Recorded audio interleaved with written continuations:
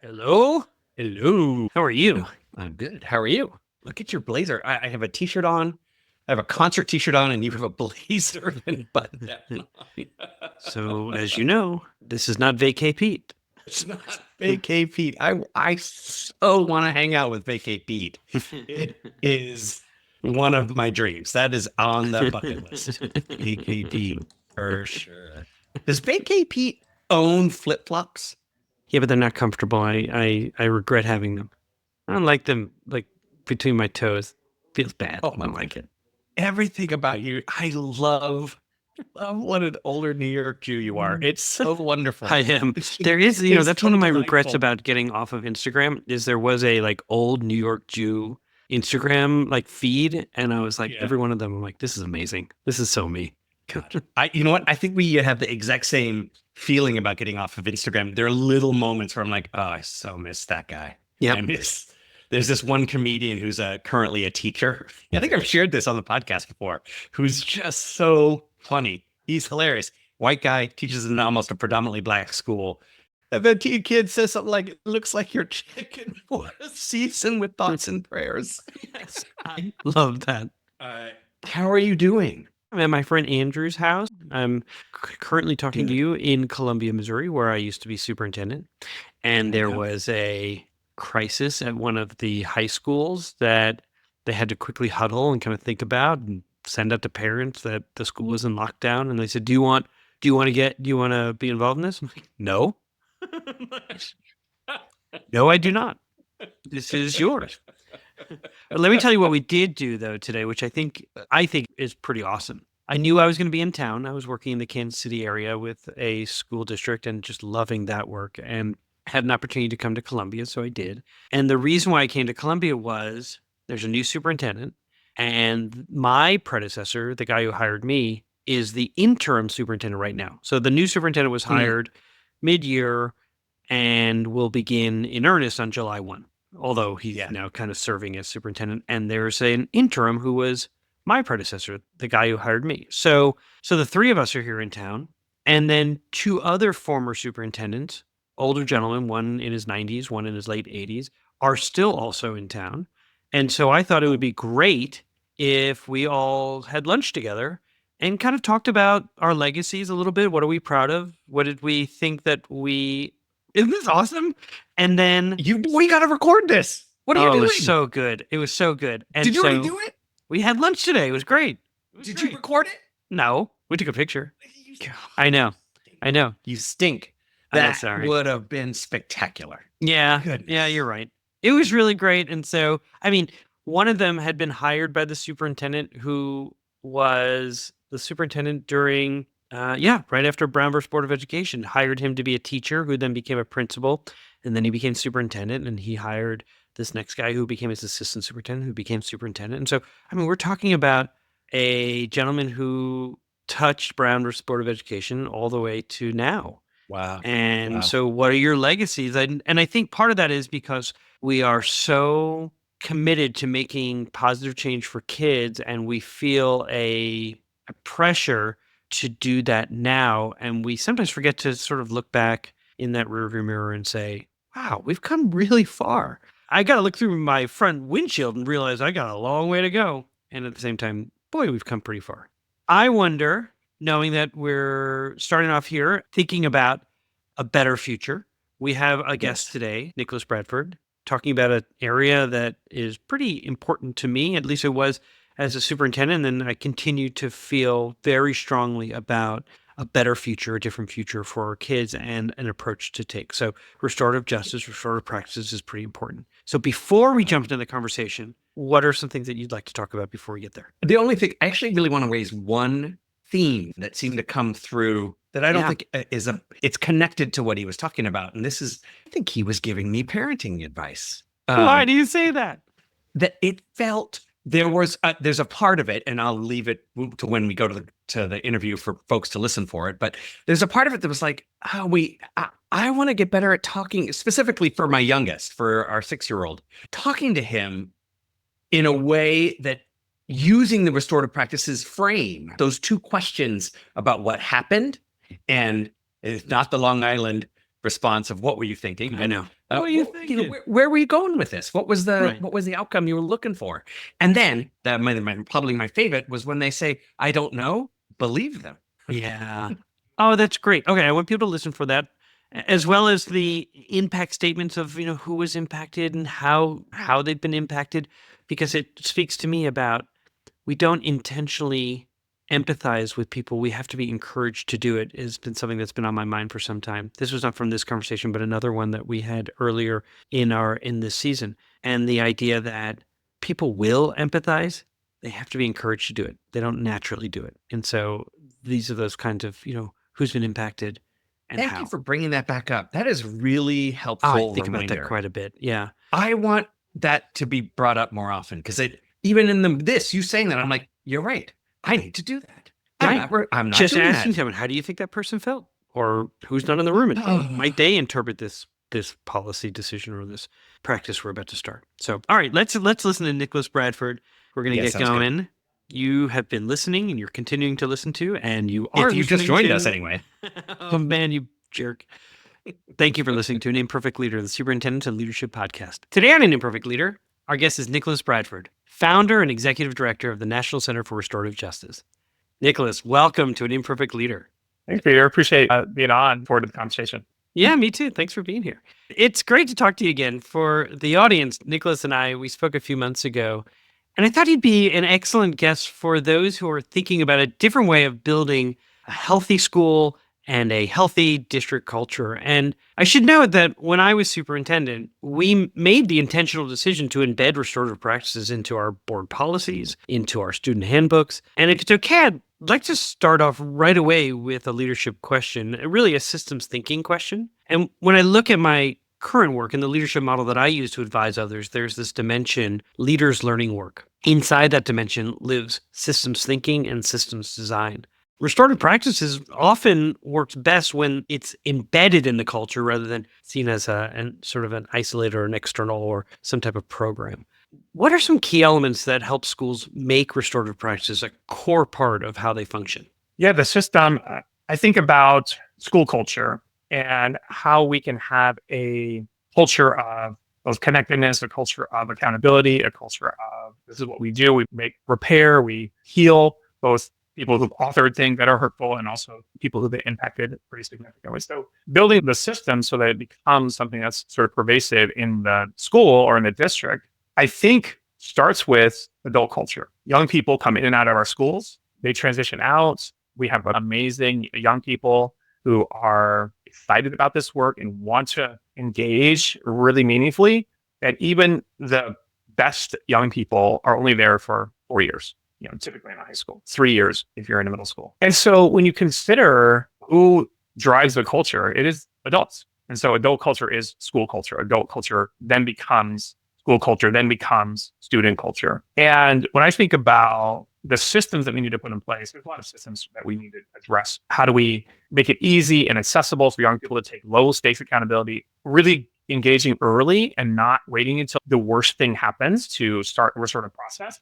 But that also means that adults need to do that too. And so there's two components here that I really think about when I think about working with adults. It certainly is a relationship building work. How are we in relationship? How are we sort of making time and space to connect outside of talking about the difficult kid or the new curriculum, right? That's what we spend a lot of our time as adults in schools talking about work, which, obviously makes a ton of sense. And, I had a school that I was working with, the elementary school, and her husband passed away suddenly. It was tragic. It's like really like in the first week of school, and the staff rally around. They give her as much bereavement leave as she needed, and to some degree, it's good to be back in the classroom to do the work, to get your mind off of the difficult thing that has happened. But we can't wait until those big events happen in order to start building a foundation. It does no one a service to start there at the hardest thing. It actually serves our school culture and our staff to talk about the smaller hard things that are,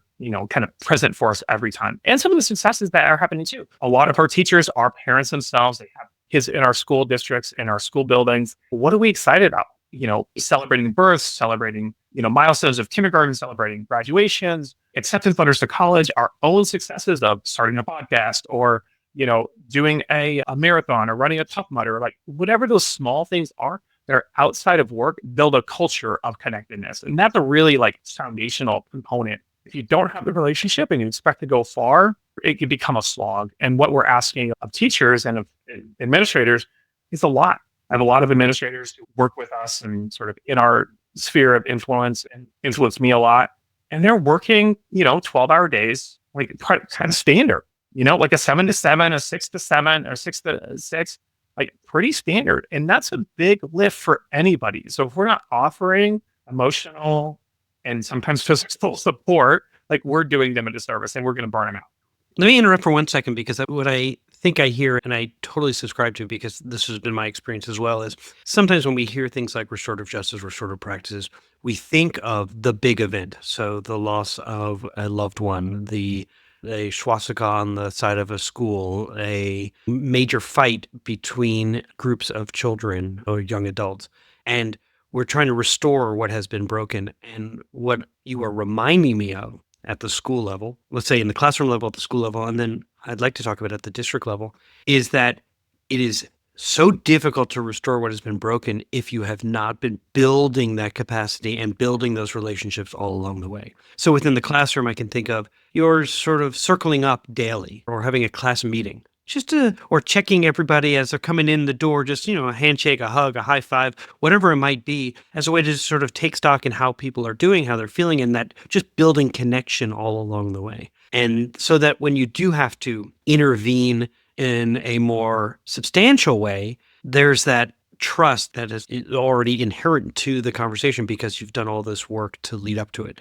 From the district level, I can think back to the pandemic. I mean, I was making some radically difficult decisions that impacted thousands and thousands of people. And, in a lot of ways, it went well because I felt like we had done the work of really getting to know people, and so that they could trust that decisions were being made, the very best decisions that could possibly be made, in the interest of their children. So I'm just trying to think through, as a superintendent thinks about restorative justice, with their boards, is building those meaningful connections and relationships so that when they are making decisions, the expulsion of a child, the attendance area changes, the opening or closing a school would be really traumatic, that a lot of work has gone into getting there before you have to make those big decisions. Does that sort of resonate in your 100%? Yeah, 100%. When you say trust, I mean, that's one of the words that comes into our lexicon so often, is how are we building trust? How are we supporting? And I think that there's a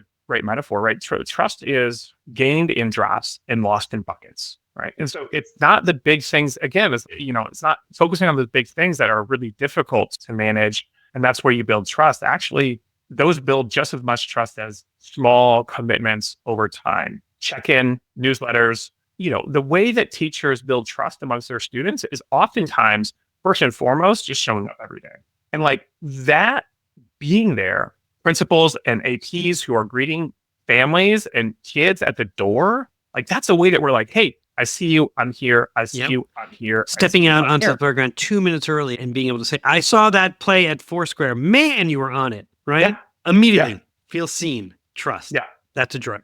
And the thing for sort of justice is like the system. And like the earlier question is like, what's the system? Because what happens is, and not to get too far down this rabbit hole, but what happens if we're not systematic about it, teachers and adults in general will find kids and talk to kids that look and sound like them, right?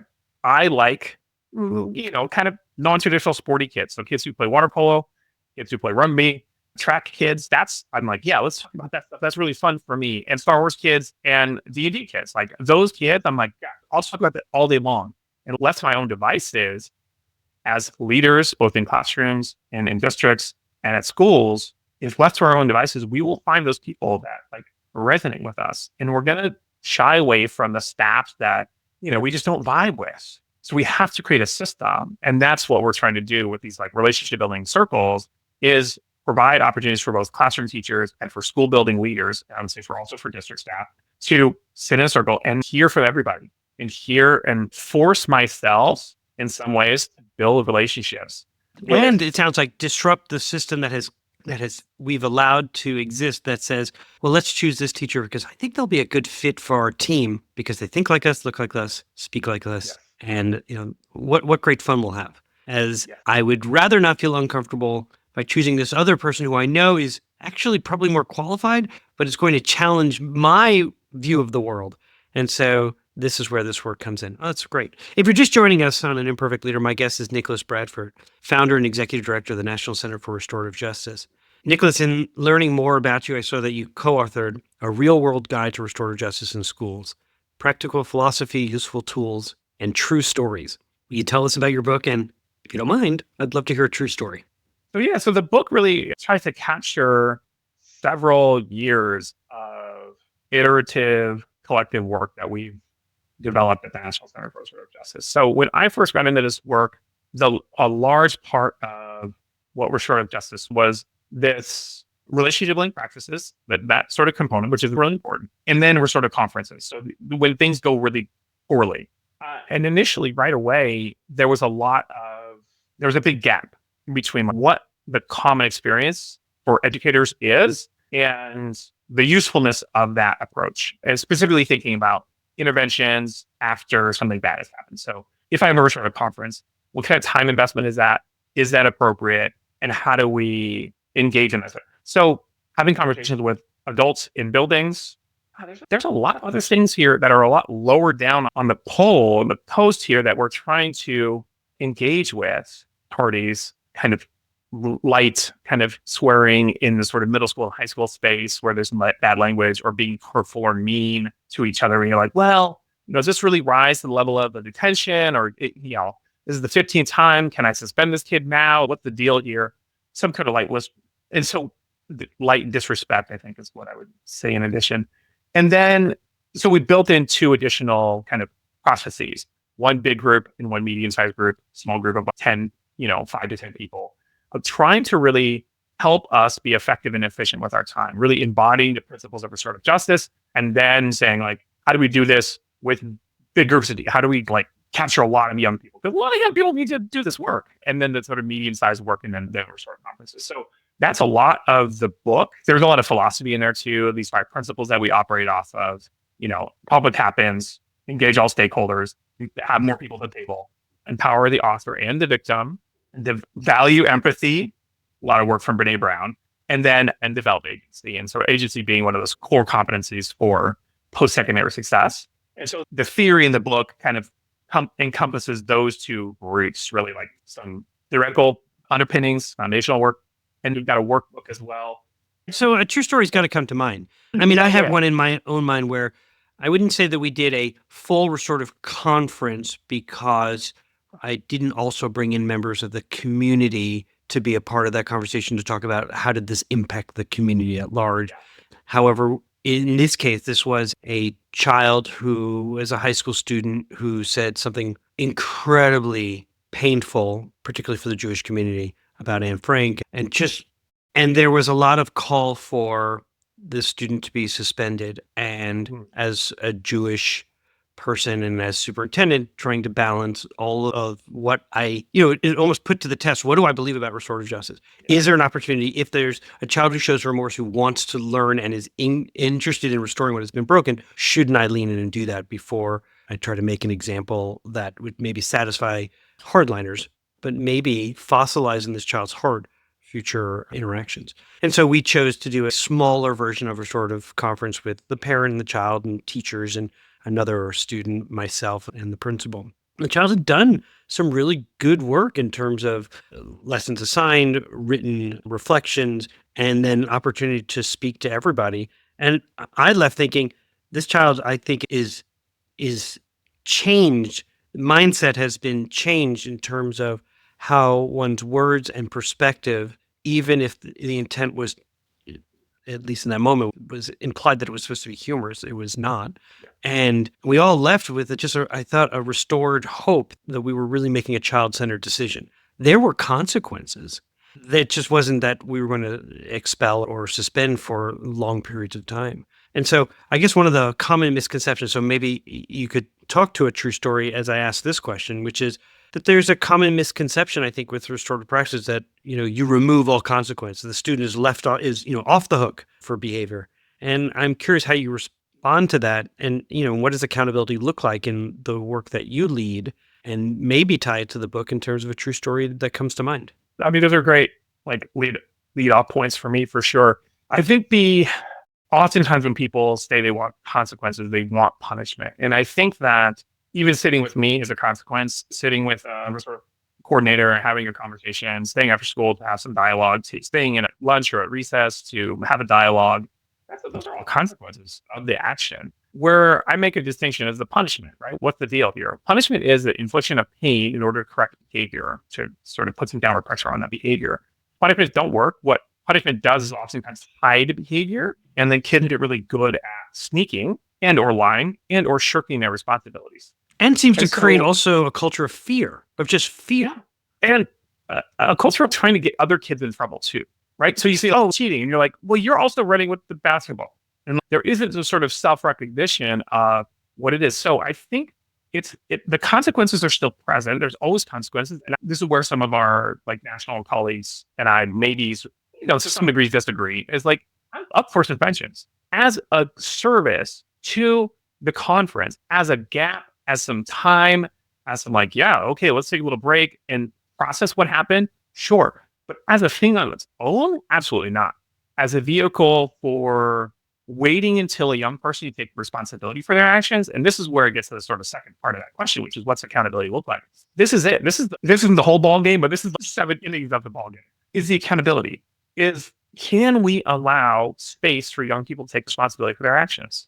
You, having been a classroom teacher and a principal, like totally had this, I don't know that we didn't ask this question, but I know that there are young people who you said, hey, Nicholas, what you did, probably not the smartest thing to do. That was pretty hurtful. And, other people have been impacted. And, could you not do that again in the future? You understand that's not okay? And they go like, right. And then they go off and they go play, they go back at recess, they go back to the classroom. And we're like, what? How come I did all the work? I did all the processing. I did the narration. I did all this stuff. The first thing we talk about is the responsibility taking. And so I asked this question to my 4-year-old son who like gets it. I've got a 4 and a 2-year-old and she's, barely verbal, but we're working on it already, which is what happened. And a long, like obnoxious pause for when young people are ready to share. And don't let, I don't know, be an excuse. Don't let, I made a mistake, be an excuse, or sort of moving on, right? Sitting in that sort of that difficult mess of saying, I said something hurtful, I yelled at the teacher, I was out of class, is really, it's essential work. I just want to return to, because you said it so quickly, and I want to make sure that those who are listening understand, that's the first question. What happened, right? What happened? As opposed to me telling you what I observed. And that could really serve us as superintendents even with our own interactions with our cabinets, with those who report to us, even with our boards to some degree, is to talk about what happened as a reflective tool before we say what we saw happened. Yeah. Second question, typically, if I remember correctly, it's been a little while and I have my card, but it's down in my office, which is, what were you thinking at the time? Isn't it something along those lines of just helping to then now take that next step of what happened and then what were you thinking, right? Not in the way that potentially previous generations would have castigated us. What were you thinking, right? It's more of, what were you thinking? A lot of delivery. It's a lot of time. Right. Wrong. I do hear previous generations of Long Island family members saying it in a very specific way. Yeah. What were you thinking? I think about what was the goal? What were you trying to accomplish? Those are all like really legitimate things. And largely speaking, young people, when they say, I don't know, that's true. It was impulsive. And we just kind of move on. Okay. Once we got the accountability, what are you trying to accomplish? I was trying to go to the bathroom and I took 20 minutes. Okay. All right. Yeah. How's it impact people? And we just move on. And you're like, great. Now what? Who's been impacted and how? Oh, well, other kids couldn't go to the restaurant. Okay, great. All right. And I ask this question. Now what? We need to do what now? How do we make things better? How do we move forward from here? And kid might make some commitment to not using the restroom for 20 minutes or apologizing to the classroom. Right. Okay. Fantastic. I think those are really small examples. I want to go back to the earlier question about like big stories, because this is sort of tied in here to the accountability, to the repair, to just such an important part of sort of justice. So at a middle school, there was a middle schooler went to the bathroom. She had her bathroom pass, and I don't know, she had a lighter from her mom or dad or whatever. And she's like, great, I've got a great idea. In my bathroom pass, I'm going to light it on fire. And then she didn't really think about what step 2 or step 3 was. She's like, this is going to be fun, right? So going back to that question, what was the thinking? Who knows? Who knows? She just thought it would be fun, right? Fire's fun. I get it. She's curious. Fire's, yeah, she was curious. Absolutely. Absolutely about what would happen. And she throws it into the, it gets kind of going, and she throws it into the wastebasket in the bathroom, obviously full of paper towels. So whole thing starts to go up. The whole school is evacuated. She's on the second floor of a 2-story building. Below her, below that bathroom, is the special ed classroom with students with high needs, right? So we just have a lot of kids who have mobility issues or are in wheelchairs and things like that. Everybody gets out safe. The fire's put out. There's no real damage to the building. But she was suspended for a while, right? They sent her home for sure. And I don't know what I don't know if it was 3 or 5 days or 4 days or something like that. But she was back in the building pretty quickly, working with my colleague who walked her through a process. And she was there. She was ready to take responsibility for actions. But again, they slow down the process and say, let's take some public accountability in a small sort of conference and saying what happened. And then, because it was such a big event for the whole school, how can we offer some amount of recognition and contrition and apology to the whole school? And not just saying, hey, I'm sorry I did this. And not having a kid get up in front of the assembly, because that could be really shame focused, really I'm a bad kid. And that can really get that downward spiral. But in a positive way, they had her work with the facility person to walk around and check every evacuation placard in every room. So they had a little checklist. They had to go to every room, and she would walk in and she would look and make sure that was there. She'd have fire extinguisher check, and great. Something that we have to do already. So it's meaningful work. And she was seen by every classroom. And teachers knew. Teachers didn't make a big deal about it. But some kids asked, oh, yeah, she's trying to make amends and trying to do the work of repair for what had happened previously. And I think that's just a powerful example of how we can turn something really scary and damaging and shameful into something positive, where she can be seen as a school leader as opposed to the delinquent. And that's some of the promises, some of the real powerful work of restorative justice is helping the authors reframe their own self-narrative to, hey, I can be a contributing member of the school, the classroom, not just the dirtbag, not just the delinquent. Thank you for that example. It's a really good one. I'd like to ask you a question I ask every guest who comes on our program. How does the term an imperfect leader resonate for you? We're all so imperfect. And I think that's just such an important recognition of life and learning too, right? I think that we need to be more comfortable, almost embrace mistake making. And I think that's really something that I try to work on in my family, with my own kids. I try to work on with schools that we're working with and my own staff, right? We all make mistakes. And that's just a part of moving this thing forward. And I wrote this down, but mistake making is learned. It is. There's no learning without mistake making. It's just you already knew it. So it's not learning. It's doing the thing that you know how to do. And so when I think about how do we operationalize that, is it's really important that we sort of recognize that it's scary for adults to admit that they made a mistake. It's embarrassing. We have high expectations of ourselves as parents, as colleagues, as employees of a school or school district. And really normalizing mistake making comes from the top. And I think this is important for your people, in particular, superintendents at districts, to recognize if you don't share your own mistakes, how can we expect other people to do that, right? We largely learn by seeing other people do it. And so one of the practices that we have and we operate off of is this sort of accountability circle, which is just share a time when you were disrespectful to a kid, share a time when you were unsafe, share a time when you were not engaged, simple stuff. We're not talking about the time that you hit your kid in the Walmart parking lot. That's not what we're talking about. We're talking about the small things. When you were dismissive, minimized the employee complaints, when you ignored or forgot about an email that was supposed to go out to parents or to a staff member. It took me 2 days instead of 1 day. All that those small things are essential that we say out loud. And when I do relationship building circles or accountability circles, the facilitator, oftentimes the leader in that room, asks the question and then offers the answer. So I don't ask my teachers to go say, hey, all you need to talk about a time when you'd made a mistake. And right. Fail fast. You begin. I'll just listen and judge. Yeah. Right. What kind of example is that? And so again, that goes back to that first question, which is how do you build a culture accountability in the school is, we have a culture of accountability with our staff.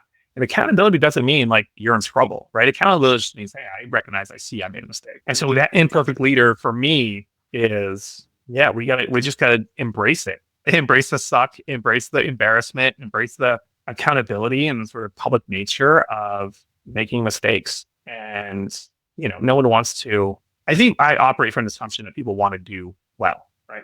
100%. Every person, even our lowest performing teachers, our lowest performing principals want to do well. And so if we come at it from that space, we can think about, okay, let's start talking about the mistakes and let's start sort of unpacking. And eventually, you might find some people who aren't cut out for the work. And that's okay, right? They're not bad people. They want to do well, but coming at this work from a place of authentic leadership is mistake making.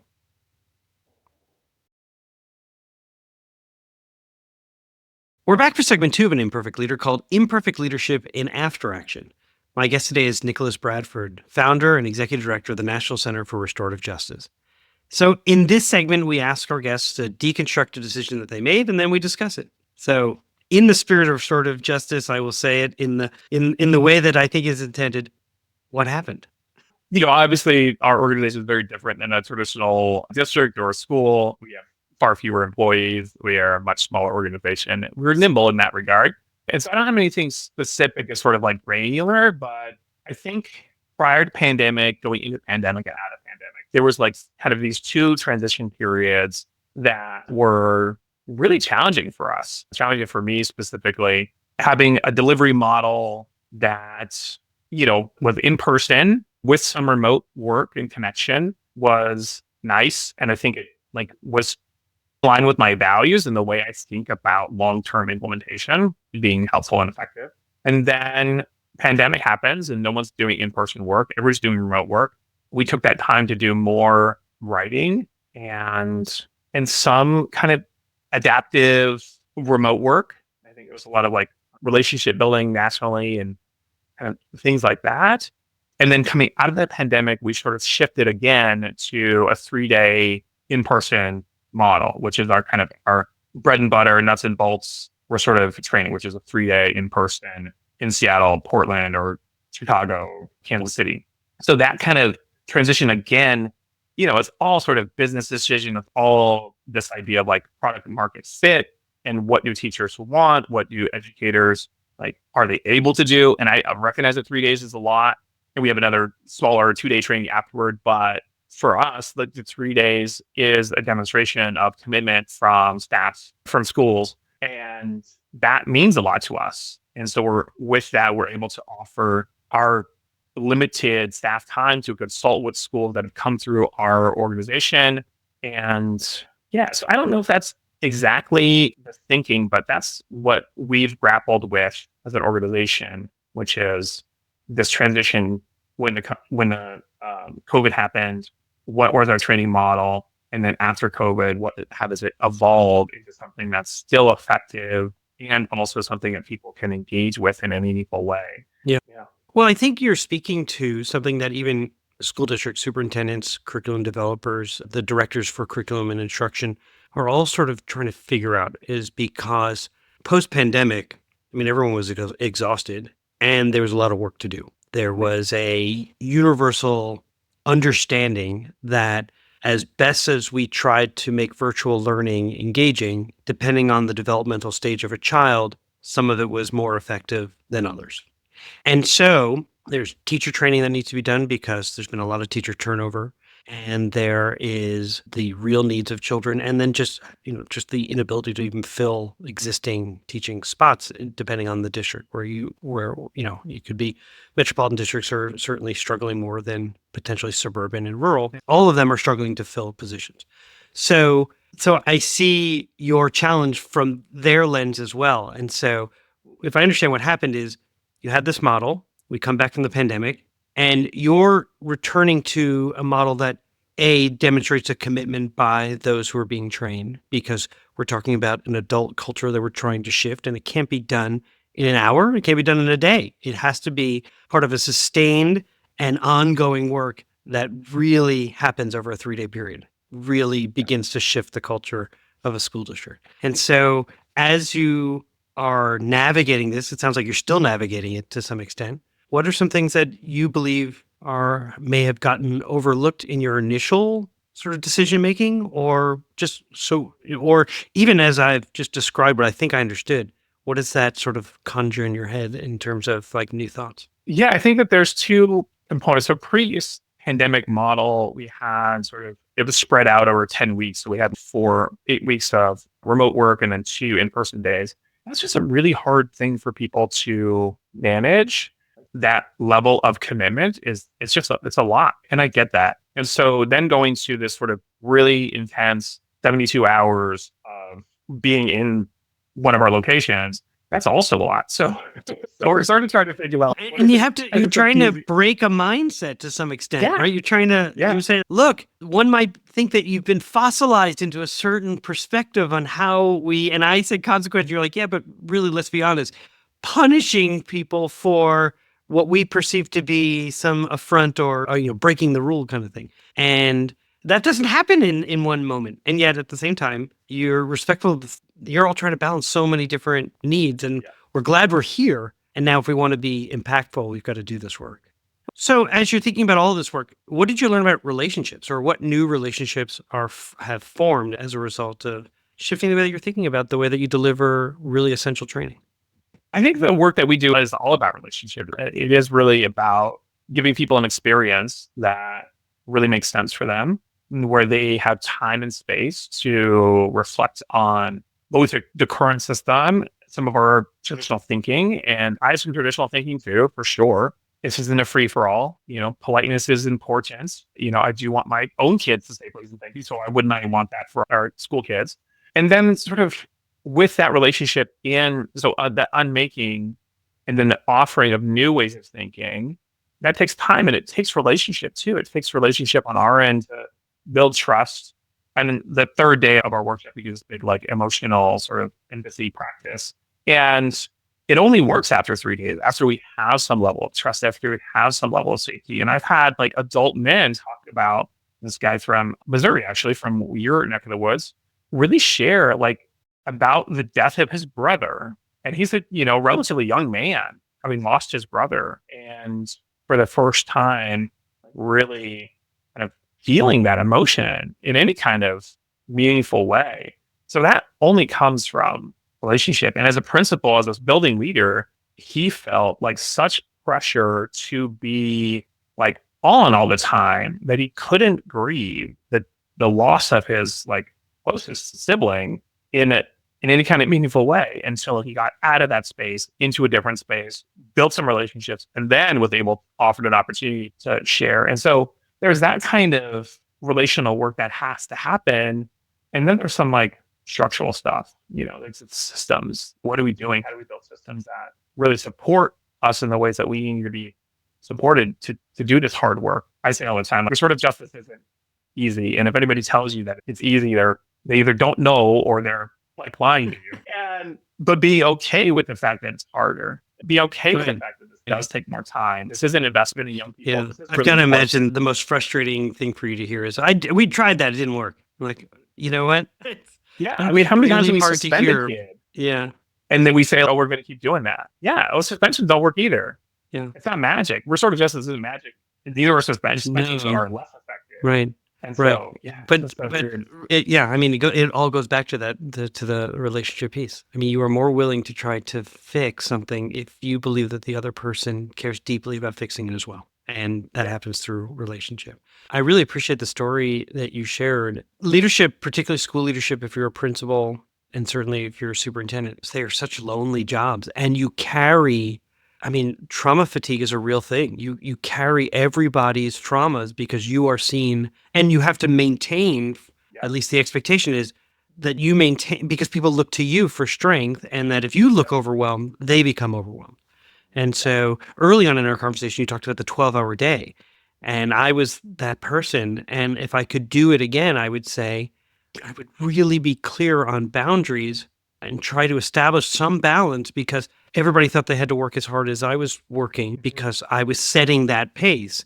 And meanwhile, I was just burning out myself and everyone else. And so it really struck me when you said that. I was like, oh man, So, I have yeah, another story before we move on. please. It's such a powerful experience of a school, thinking about like the burden that school leaders have. A school that in Tacoma lost a teacher and a student to suicide in the span of 2 weeks in, sort of in the holiday season in early December. This is years ago.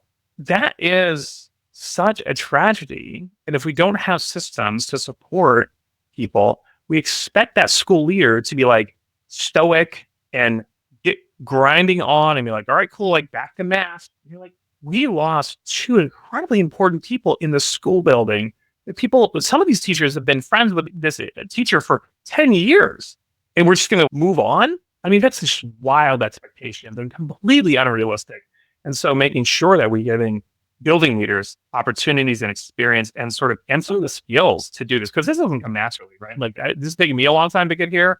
It takes everybody a long time to get to a place, and there's no arriving into this place of empathy and leadership and connection and mistake making. It's all, it's a constant building process, but allowing that leader some space and time to process with their staff and the students of that building, like it's essential not to just be like, nose to the grindstone. Yeah, Let's go. we'll plant a tree. Let's move on. Yeah. Right. Whew. In the end, what was something that was good that came out of this decision? I imagine one, at least from my own perspective, is that people are pretty excited to be back in person doing some trainings. I heard from someone recently that people aren't necessarily traveling to conferences as much as they may have in the past. What they really want is that talent and expertise brought to them so they can do that work together. Yeah, I think that's really, people are really hungry for, good PD, building relationships. I think one of the things that I love doing our trainings is because we bring people from all over the country to our locations, and then you get this like really diverse experience setting, cross-pollination of ideas and experience, and sometimes a place where you can open up because we don't have previous relationship with people. And so that's really lovely as well. So that's, it's been, our in-person trainings, our 3 days and our 2 days have been phenomenal as far as like the experience that we're able to offer to people, our commitment to them and their learning. I think people get a ton out of it. And yeah, so we're going to keep offering for sure. That's not going to change at all. But we're going to offer more things for people to like just get to know us a little bit better before they commit to like these bigger trainings. What are some ways that people can find you if they want to find the National Center for Restorative Justice? Obviously, like National Center for Restorative Justice.com, which is a wildly long name, but you can also search. It is. My fingers cramped up when I was typing it the other day. You can search NC4RJ, number 4 also gets you there. And then I and the National Center and some of our staff are on LinkedIn mostly. And yeah, you can see some of our events, our bigger events. We've got a big conference here in Portland in the end of June. We've got another sort of 2-day workshop on restorative justice and like HR at work in Seattle in June. So if you're in the area and you want some not custom, but different training than a traditional classroom style delivery, those are really good options. So our guest today was Nicholas Bradford, founder and executive director of the National Center for Restorative Justice. And I wrote a couple of notes as you were talking, and one of them was a reminder of when I kept ignoring complaints about who was making the coffee in our central office building. And it just didn't rise to a level of concern for me until all of a sudden we were doing I did twice a year, sort of an all hands on deck, because we had about, 200 people in our central office. And so I would do hey, just want to update you on a few things. And someone was like, we haven't talked about the most important thing, the coffee. And then there was like, all of a sudden the conversation moved towards, we're thinking about unionizing if it means that will get your attention. I'm like, wait, what's happening? So I totally agree. Don't ignore the small things. They will all of a sudden turn into the much bigger things because they become you talked about the drip of how you build trust and how you can lose it in a bucket. Well, it's also the drip of those things that seem small become really monumental if you ignore them. So, but thank you so much for bringing that memory back up, more so to remind me that adult culture equals the building culture, the school culture, and the district culture. And so if we're working towards a healthy culture, then we have to think about the systems, not programs, the systems that will help us do that. And you certainly are leading that way. So thank you so much for your time. I really appreciated this visit. Yeah. Thanks, Peter. Appreciate it.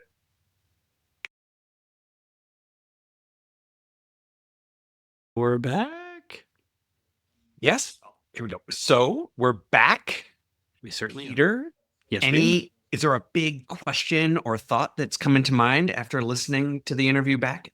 Yeah, I still go to those questions. I'm glad you brought them up before we even went into the conversation, because they really are the drivers for this kind of restoration to fix what has been broken. And so I think I sometimes would forget to not just reflect on what has happened, but rather begin to start saying, okay, so what now? Like, how do we make things better? How do we move forward from here? And as we are all working in a pretty difficult and complex time in public education, trying to make sense of the world and then ask ourselves, like, what can we control? And then how do we move forward from here? So that's been on my mind. That part really resonated for me as a parent, in him talking about the steps of getting a student to describe what happened. It made me think of all the time that we talk about listening and slowing down, that it's not just asking what happened and what were you thinking and what are the impacts. All of those questions are great. I actually think the key for adults is waiting. It's waiting for their answer, not filling in, not giving them the answer, not saying, were you thinking this? None of those things. Right. This is challenging for It is most very adults. difficult for me.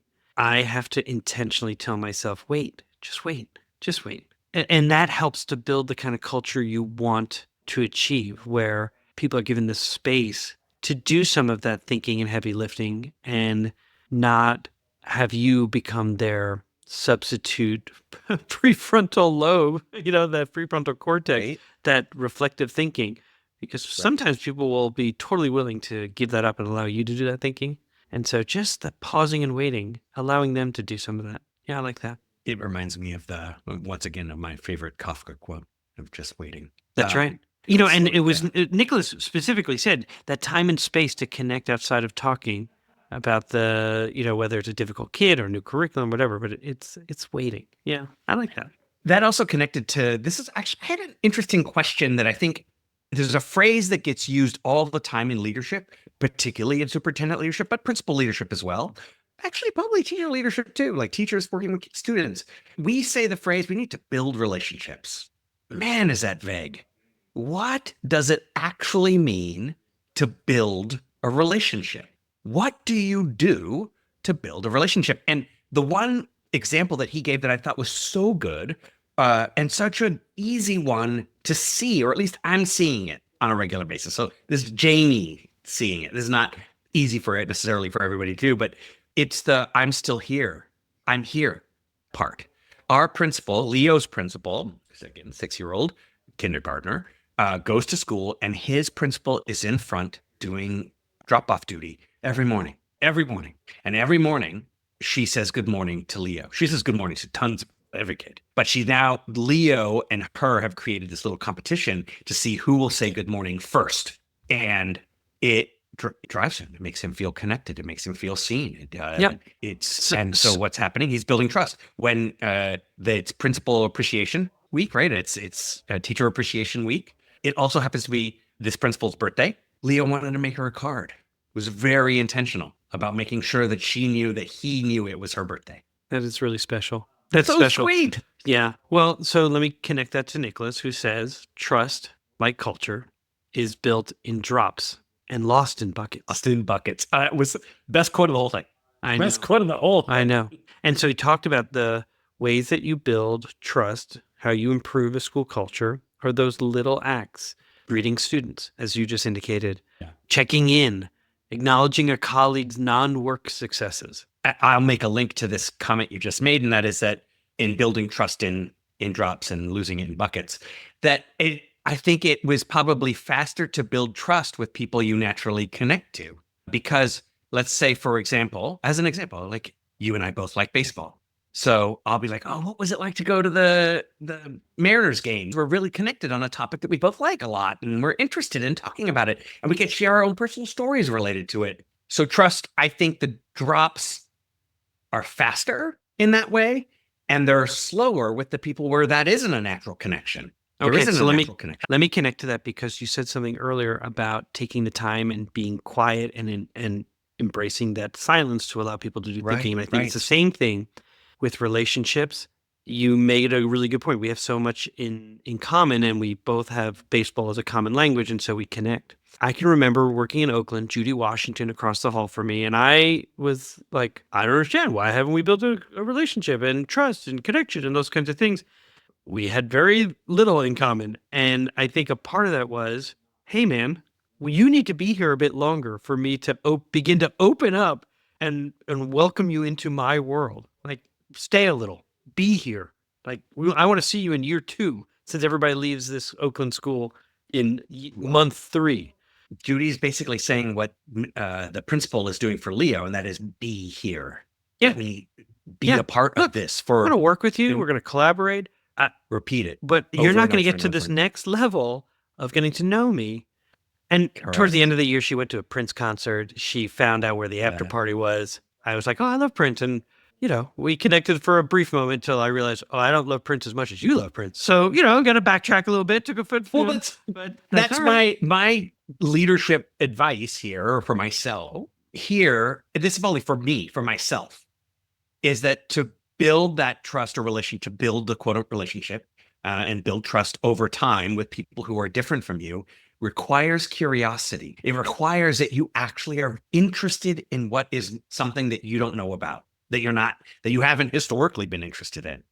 And so you have to start with questions that you may not actually think you're like, I'm not actually that interested in that thing. But if you start with questions, you have to be interested. I think what I end up being interested in is how excited they are about their thing. I'm interested in finding the thing that they're excited about and when to get That's them a good amped lesson. up. That's a good lesson. The only thing I would add to that is, particularly in this interaction that I had with Judy, was I have had a lifetime of stability, predictable relationships, and in this professional space, she has had nothing but inconsistency of partners, the district, the teachers across the hall. Yeah. And so I'm going to be a bit not standoffish. Just I need to pause and wait and see whether or not you're going to commit, and then I'll commit. Yeah. I've got one more that I think is really good related to his approach. Nicholas said, when people say they want consequences, they actually want punishment. Punishment is the infliction of pain in order to correct behavior, to put some downward pressure on the behavior you want to see changed. This had me buzzing because we talk about at APC Leadership Collaborative, we talk about the concept of discipline is the wrong word. That discipline, when we describe the process for quote unquote punishment, we use the word in schooling of discipline. And discipline doesn't actually mean punishment. Discipline is about practice. If you are disciplined, you are practicing something. You're trying to shift a behavior of your own. Oh, I like that. It's discipline. Reclaiming that word. I like that. Yes, because that's actually what helps you get better at anything is discipline, not motivation. Even motivation is uber fleeting. You're motivated by, let's say, exercise. You got yourself a new pair of running shoes. You're super excited about your running shoes. That will last exactly 2 days. Right? Well, Nicholas says mistake making is learning. So, right. I mean, he says, and I love that by sharing their own mistakes, even small ones, like ignoring emails or minimizing complaints, which, by the way, that is one of my biggest pet peeves, the ghosting on email. That drives me nuts. Anyway, sorry. This open acknowledgement. That's so interesting. It drives me nuts. I'm sure it's part of his cultural, part of his generational, part of his... Side note. Do you experience me that way? Do I do that to you? No, I would just tell you, stop ignoring my emails. I wasn't telling you in a passive aggressive way.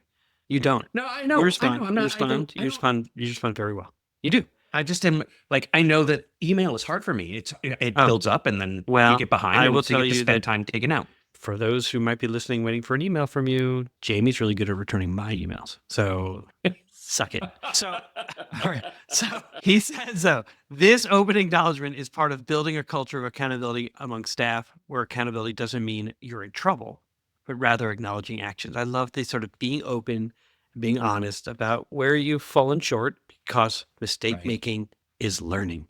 I love that. That's Right. so good. And his comment is punishment doesn't work. It doesn't work. It's exactly right. You're In that one moment, it's kind of like when you do a zinger on someone. You feel pretty good in that moment. It's not that it improved your relationship with that person, and discipline is the same way, or I'm sorry, punishment is the same way. In that moment, you're like, yes, got my pound of flesh. And then right. in the And long term, you, it's I like ruined my relationship. I like the way he corrected you on consequences, and that he was saying to you, like, yeah, the thing is that I don't think people are thinking about consequences. What they're thinking about is punishment. And I loved that reframe because there are plenty of consequences. The describing, here's what I was thinking, based on the behavior that was negative, and here's what I think is the impact. You know what it made me think of? This is now you're gonna get Jamie the Catholic. Confession. That's exactly what confession is. Confession is that. This is why we all are so nervous about it. We go in there and we're like, this is what I did. And gosh, oh gosh. And there's like, what were you thinking? And most me, nothing. I'm an idiot. I'm a fool. Oh, I don't know. Oh, I loved it. I'm going to I assign loved some it. Hail Marys to you or something. I don't, what am I supposed to do? It's so good. And truthfully, this goes to like my priest, the priest that I grew up with, or at least the priest that I went to confession for, that was asked enough questions to make it wasn't about assigning things to do, wasn't about punishment. The punishment or the consequence was in the reflection in the confession. What a gift. I know. That's not how I understood. I grew up in the Archdiocese of Long Island. That is not how my peers, you were either Jewish or Catholic. And I thought the Catholics were like the majority until I left my little bubble of Rockville Center, Long Island. And It that is was not not their universal. experience. Yeah, that was not their No, experience. it is so. I mean, as an adult now, I've come to realize that, not all priests are the same. Yeah. Well, listen, this has been great. I'm so glad we got a chance to talk to Nicholas, not a superintendent, absolutely aligned and adjacent to what schools are trying to achieve for better community, better culture. And so I think we'll leave it at that, if that's all right. Yeah, I know. I loved listening to Nicholas. I thought it was really great. Yeah, I'd like Lot to of do fun. some more work with him. I think that'd be fun. Me too. It'd be fun. You've been listening to An Imperfect Leader, the Superintendents and Leadership Podcast. And remember, whether you want to write down your own confession in a as you're giving us 5 stars, or you want to you fear consequence. Look, there are no consequences for giving us 5 stars. We'd be pleased to get it. So you've been listening to. So if you're An just Imperfect joining Leader, us and you want to give us 5 stars, oh, geez. Thanks for listening. We'll see you next week.